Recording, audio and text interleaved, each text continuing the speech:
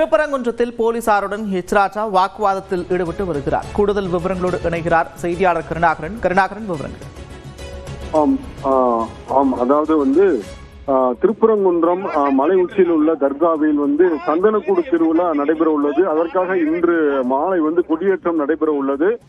அதற்கு பிறகு சந்தனக்கூடு நடைபெற உள்ளது. இந்த சூழலில் மலை அடிவாரத்தில் வழக்கம் போல அந்த திருப்பரங்குன்றம் கார்த்திகை தீபம் பிரச்சனையில் மலையை சுற்றி பேரிகார்டு அமைக்கப்பட்டு பக்தர்கள் மலையேற அனுமதிக்கப்படவில்லை. ஆனால் சந்தனக்கூடு திருவிழா ஏற்படுத்துவதற்கு ஏற்கனவே அமைதி கூட்டம் நடைபெற்று அனுமதிக்கப்பட்டது கொடியேற்றுவதற்கு.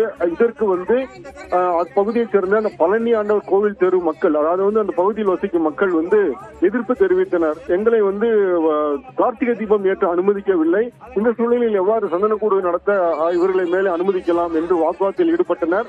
அவ்வாறு ஈடுபட்ட அந்த கிராம மக்களை திருப்பரங்குன்றம் அருகே உள்ள அந்த திருநகரிலோ தனியார் மண்டபத்தில் தங்க வைக்கப்பட்டுள்ளனர். அங்கு அந்த பாஜக மற்றும் பல்வேறு அமைப்புகளை சேர்ந்தவர்கள் அவர்களை திருமண மண்டபத்தில் பார்க்க சென்றனர். அவர்களை போலீசார் அனுமதிக்கவில்லை. இதனால் அவர்கள் சாலை முறையில் ஈடுபட்டனர். அந்த சமயம் பாஜகவை சேர்ந்த ஹெச் ராஜா வருகை தந்தார். அவர் தற்பொழுது அந்த போலீசாருடன் ஏன் திருமண மண்டபத்தில் தங்க வைக்கப்பட்டவர்களை அனுமதிக்கவில்லை, பார்க்க அனுமதிக்க வேண்டும் என்று அவரும் தற்பொழுது காவலருடன் வாக்குவாதத்தில் ஈடுபட்டு வருகிறார்.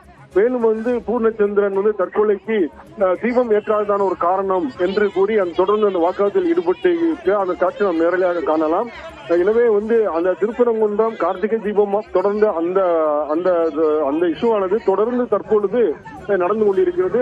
திருப்பரங்குன்றம் மலையை சுற்றி அனைத்து பகுதிகளிலும் பேரிகார்டு அமைக்கப்பட்டு போலீசார் குவிக்கப்பட்டு பாதுகாப்பு பணியில் ஈடுபட்டு வருகின்றனர். இன்று இரவு சந்தனக்கூடு மலை உச்சியில் உள்ள தர்காவிற்கு சந்தனக்கூடு திருவிழாவிற்கான கொடியேற்றம் நடைபெற உள்ளது. நந்தா.